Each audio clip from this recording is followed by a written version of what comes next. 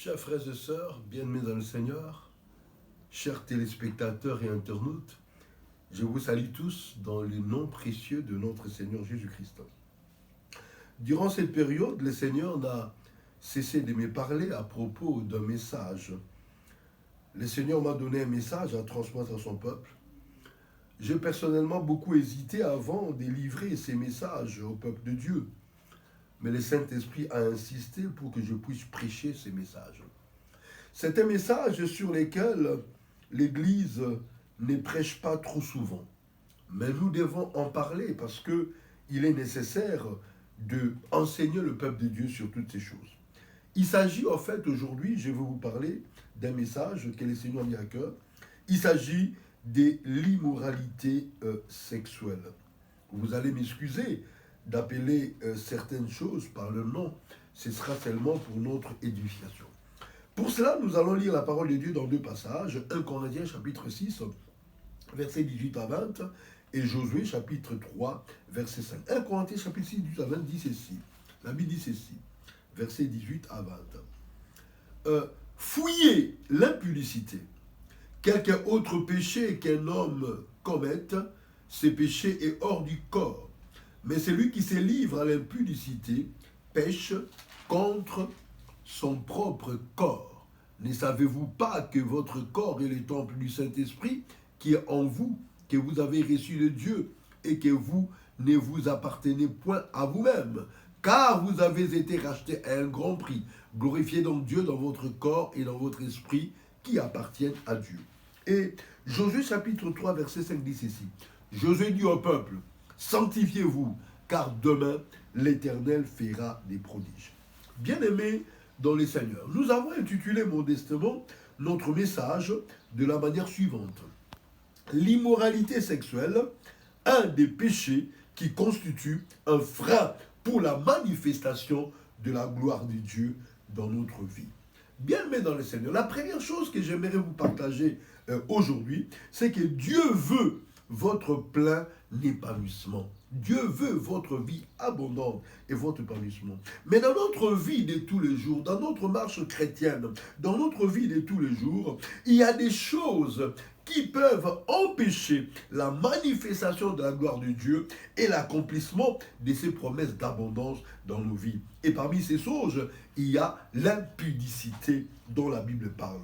Les dictionnaires définissent l'impudicité comme le caractère d'une personne ou d'une chose impudique, c'est-à-dire une chose, une personne qui dérange la pudeur. En d'autres termes, c'est une personne qui n'a pas de gêne, qui n'a pas de réserve en ce qui concerne la sexualité. En fait, la pudeur est un sentiment de réserve et de gêne devant tout ce qui touche à la sexualité. En d'autres termes, en tant que chrétiens, nous devons respecter la sexualité. Nous devons honorer la sexualité parce que cela vient de Dieu. Et on ne peut pas s'engager dans cette voie sans avoir l'autorisation, sans avoir les normes et sans avoir l'assentiment de Dieu. Et la pudeur doit se manifester dans tout ce que nous faisons dans notre vie, dans notre langage, dans notre habillement, dans notre comportement, dans nos gestes. Nous avons besoin de la pudeur. Et vous savez, l'impudicité comprend beaucoup d'antivaleurs. Dans l'impudicité, on peut parler des pensées impures. Jésus avait dit un jour dans Matthieu chapitre 5, vous avez appris qu'il a été dit, vous ne commettrez pas d'adultère. Mais moi, je vous dis, celui qui convoite la femme de son prochain a déjà commis avec elle l'adultère. Et si nous raisonnons en ce sens, combien de personnes commettent-elles l'adultère dans nos églises et dans notre vie? Dans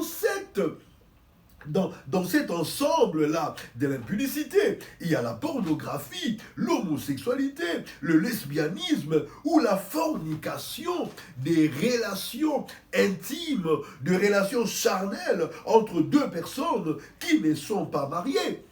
Ce qu'on appelle communément petit ami ou petit copain. C'est dans le cadre de la fornication. Et toutes ces choses, le Seigneur est en train de dire que nous devons les fuir.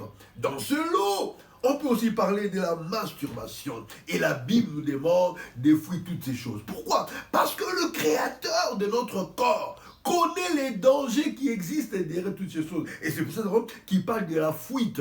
Quand on dit de fuir, quand la Bible demande de fuir, cela ne veut pas dire que ces choses-là ne vous appartiennent pas, ou un jour vous ne pourrez pas les connaître. Le Seigneur veut que nous puissions suivre les étapes et non pas brûler les étapes. Fuir, c'est s'éloigner rapidement pour échapper à quelqu'un ou à quelque chose. Lorsque la Bible dit de fuir l'impudicité, en fait, il nous demande de nous éloigner rapidement de ces choses pour échapper au grand danger qui nous guette lorsque nous nous engageons dans ces choses. Bien-aimés dans le Seigneur, l'apôtre Paul un jour disait aux Galates, dans Galates chapitre 5, verset 21, il disait « Je vous préviens, comme je l'ai déjà fait, que ceux qui commettent de telles choses n'entreront pas dans le royaume des cieux. » Aujourd'hui, c'est fort regrettable de remarquer que l'Église d'aujourd'hui est polluée de telles choses.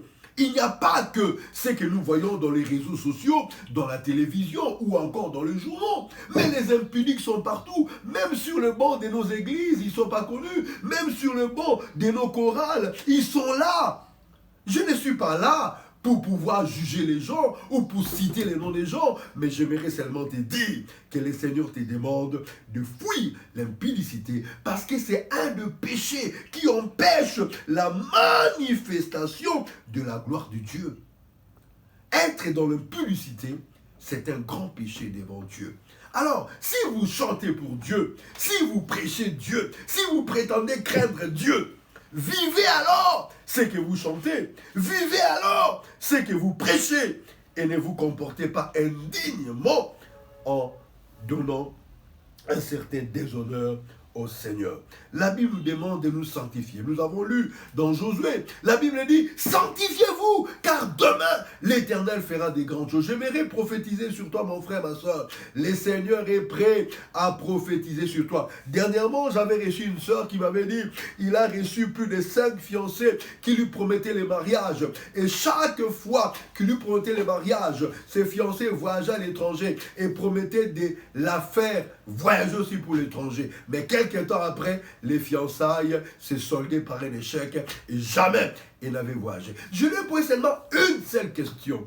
Pendant toutes les fiançailles-là, les 5 ou 6 fiançailles-là que tu as eues, est-ce que tu as gardé ton intégrité corporelle, ton intégrité sexuelle? Est-ce que tu as craint les seigneurs dans les fiançailles?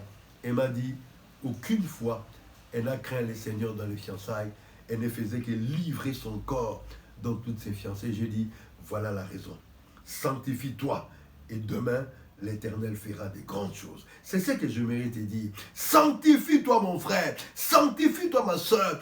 Habille-toi d'une certaine pudeur. Aie la pudeur dans ta vie, dans ton langage, dans ton habillement, dans ton comportement, même dans tes raisonnements.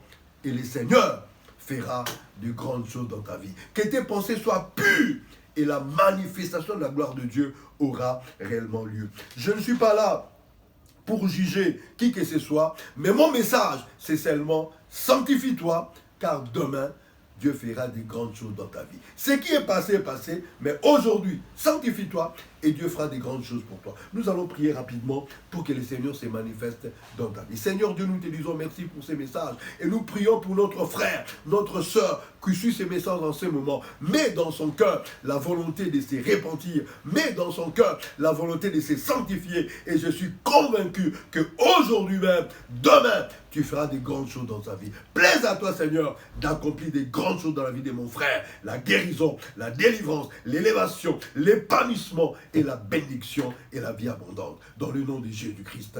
Amen.